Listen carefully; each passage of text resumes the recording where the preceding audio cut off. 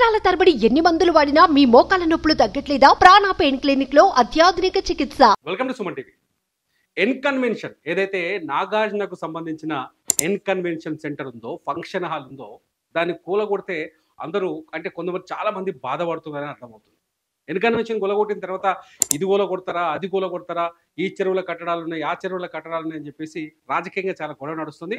మొత్తానికి కథ N convention దగ్గరికి వస్తే అసలు ఏంది ఒక్కసారిగా ఎన్ కన్వెన్షన్ ఇంత పెద్ద అదెందుకైంది? అక్కినేని నాగార్జున ఎందుకు కోర్టుకు పోయిన హడావుడిగా ఎన్ కన్వెన్షన్ లో పర్మిషన్స్ ఉన్నాయి, అది పూర్తి పట్టభూమి ఎందుకు అన్నాడు? అసలు ఎన్ కన్వెన్షన్ తో నాగార్జున ఎంత సంపాదిస్తున్నాడో మీకు తెలుసా?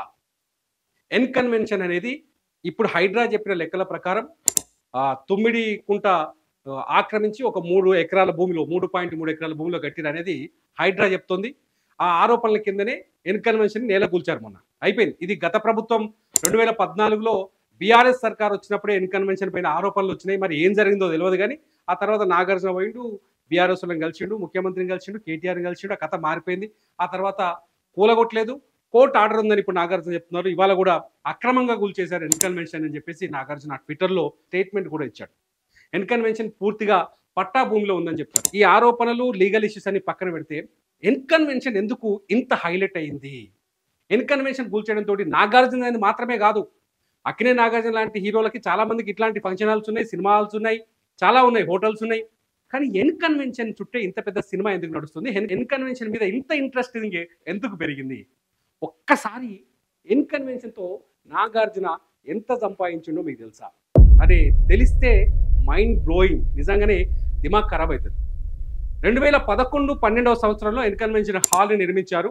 ఈ ఎన్ కన్వెన్షన్ హాల్ని 3 ఎకరాల విస్తీర్ణంలో నిర్మించారు. బయట ఒక 10 ఎకరాల పార్కింగ్ ప్లేసు, డిజైనింగ్ అద్భుతంగా ఉంటుంది. మాదాపూర్ ఏరియాలో ఓ చెరువు పక్కన ఇట్లా అందుకుంటే నీళ్ళు అందుతాయి. ఫంక్షన్ హాల్ పోతాం కదా, ఫంక్షన్ హాల్లో ఈవినింగ్ లైట్లు వేసి పచ్చడి గ్రాస్ ఉండి ఎన్ కన్వెన్షన్ దగ్గర పోయి అట్లా చెరువు ఆ ఫంక్షన్ హాల్ గోడ మీదకి ఇట్లా వంగినాం అనుకో, తుమ్మిడికుంట చెరువుల నీళ్ళు అంతాయి, అంత ముద్దుకుంటుంది. అటువంటి ఎన్ కన్వెన్షన్ హాల్ దగ్గర పోయి ఫంక్షన్లు చేసుకుంటేందుకు ఎగబడుతూ ఉన్నారు మన దగ్గర. కోటీశ్వర్లు అంతా క్యూ కడుతున్నారు. అసలు ఎన్ కన్వెన్షన్తో ఎంత సంపాదిస్తుందో తెలుసు నాగార్జున? ఇప్పటి వరకు అక్షరాల 3,000 కోట్ల రూపాయల ఆదాయం వచ్చిందట. ఒక అంచనా నడుస్తుంది. ఇలా వాస్తవాలు కొంత బయటికి రావాల్సింది కానీ 3,000 కోట్లు సంపాదించినట్టు నాగార్జున. ఒక్క ఎన్ కన్వెన్షన్ సినిమాలలో కూడా సంపాదించాలి అనుకో రాదురిగా. ఆ లెక్క నిజమే అయితే సినిమాలలో కూడా ఇంత ఆదాయం వచ్చుంటుందో రాదు. అసలు ఎన్ కన్వెన్షన్ లెక్క ఒకసారి చూద్దాం. మన దగ్గర కొంత సమాచారం ఉంది. సంవత్సరానికి ఎన్ని కోట్లు వస్తాయో తెలుసా? ఎన్ కన్వెన్షన్కి 100 కోట్లు అంటారు కొందరైతే, సగటున 100 కోట్లు వస్తాయట. సంవత్సరానికి 100 కోట్లు. ఎన్ కన్వెన్షన్లో మొత్తం 4 ఫంక్షన్ హాల్ ఉంటాయి. ఒక్కొక్క ఫంక్షన్ హాల్ సైజ్ ఎంత ఉంటుందో దొరికేనా? ఒకసారి నేను చెప్తా చూడురి. పెద్ద ఫంక్షన్ హాల్, అన్నిటికంటే పెద్ద ఫంక్షన్ హాల్లో 37,000 చదరపు అడుగులు ఉంటుందట ఫంక్షన్ హాల్. ఎన్ కన్వెన్షన్ మొత్తం 4 ఉంటాయి కదా, 4 పెద్ద దాంట్లో 37,000 అడుగులు. రెండోది దానికన్నా జరంత చిన్నది, ఒక 10,000 అడుగులు తక్కువ, 27,000. మూడోది 7,000 అడుగులు. నాలుగోది 5,000 చదరపు అడుగులు. మొత్తం 4 హాళ్ళు ఉన్నాయి. నిన్న కూలగొట్టిన దాంట్లో ఒక్క ఫంక్షన్ హాల్ కాదు, అది పెద్దగా ఎన్ కన్వెన్షన్ కనపడుతుంది. ఒక్క దాంట్లోనే 4 హాళ్ళు ఉన్నాయి.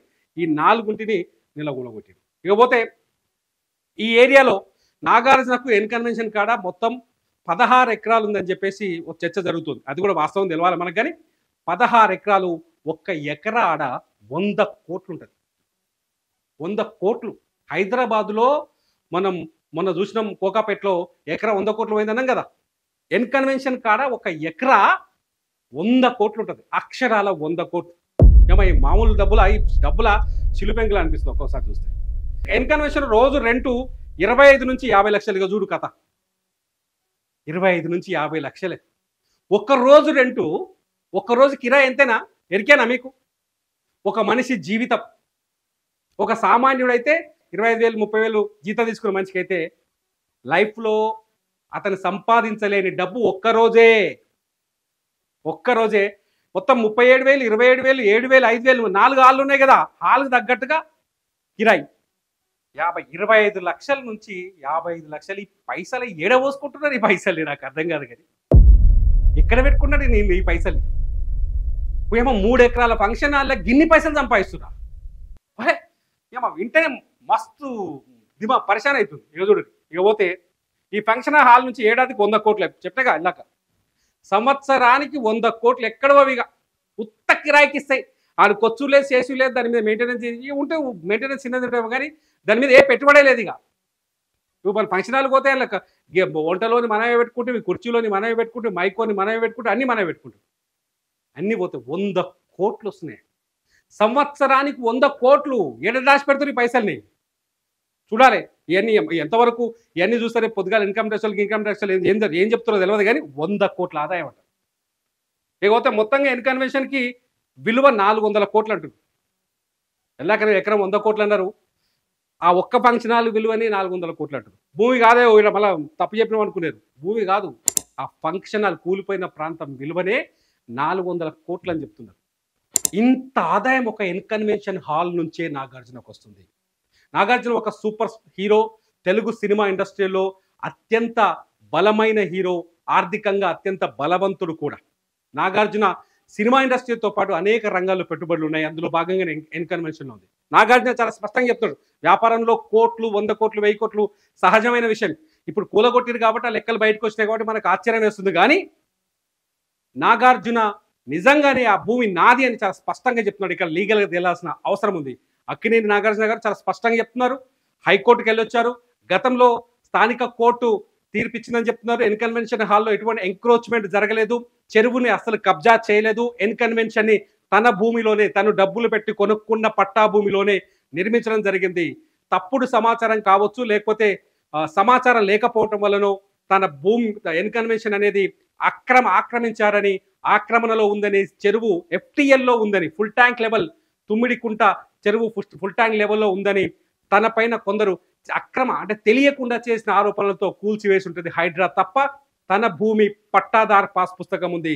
తనకు కట్టుకునే ఆ ఏరియాలో హాల్ కట్టుకునే అర్హతలు, అనుమతులు అన్ని చట్టం ప్రకారం ఉన్నాయని చెప్తున్నారు. మొత్తానికి ఇష్యూని కోర్టుకు తీసుకెళ్లారు నాగార్జున. హైడ్రా మాత్రం హైదరాబాద్లో ఉన్న చెరువులన్నింటినీ తొలగించడానికి సిద్ధపడుతోంది. నాగార్జున ఇష్యూతో పాటు నాగార్జున ఒక్కని చెరువే టార్గెట్ చేసి కొట్టేలేదు. ఇక్కడ చాలా మంది పల్లంరాజు ఆస్తులు పోయినాయని చెప్తున్నారు, సునీల్ రెడ్డి అనే వ్యక్తి ఆక్రమణలు పోయినాయని చెప్తున్నారు. ఇట్లా చాలా మంది పేర్లు తెరపైకి వస్తాయి. అనేక మంది, ఎక్కువ మంది. విచిత్రం ఏంటంటే ఇందులో రాజకీయ నాయకులు. ముఖ్యంగా నిన్న ముఖ్యమంత్రి రేవంత్ రెడ్డి చాలా స్పష్టంగా చెప్పాడు, శ్రీకృష్ణుడి భగవద్గీతలో ధర్మాన్ని కాపాడాలని చెప్పాడు. ఒక పాలకుడిగా నేను ధర్మాన్ని కాపాడే ప్రయత్నం చేస్తున్నాను.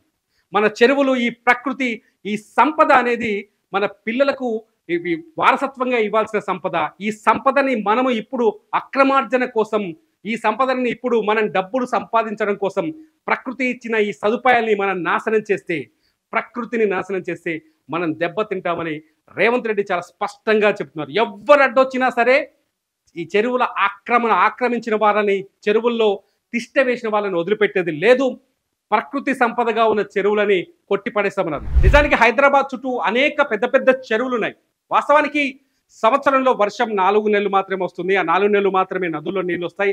ఆ నదుల్లోంచి నీళ్లను చెరువులోకి మళ్లించినప్పుడే ఆ సంవత్సరం అంతా పచ్చగా ఉంటుంది, పంటలకు సరిపోతాయి, తాగుతందుకు సరిపోతాయి. జనానికి చెరువుల్ని కాపాడుకోవాల్సిన అవసరం ఉంది. చెరువులు మన సంస్కృతి. నిజంగా తెలంగాణ పీఠభూమి, తెలంగాణ నుంచి 2 నదులు పోయినప్పటికీ, ఇటు కృష్ణా అటు గోదావరి పోయినప్పటికీ ఇక్కడ పొలాలకి నీళ్లు రావాలి అంటే చెరువులే ముఖ్య కారణం.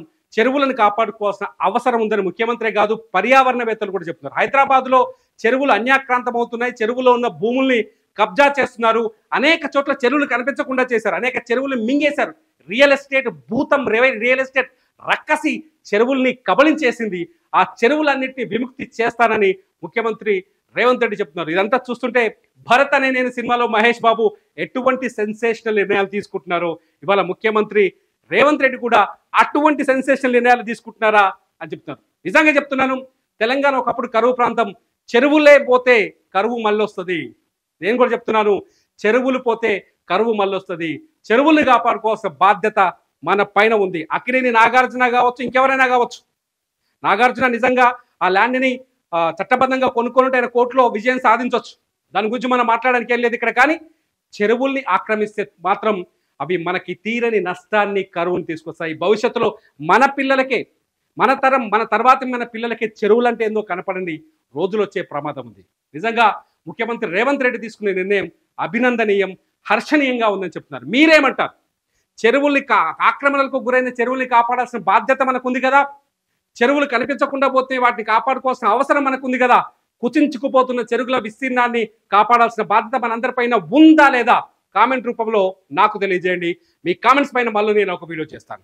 చూస్తూనే ఉండండి సుమన్ టీవీ. మీ బిజినెస్ ఏదైనా మీ ఊర్లో ప్రమోషన్ చేయాలంటే అది సుమన్ టీవీతోనే సాధ్యం. ఇప్పుడే సంప్రదించండి.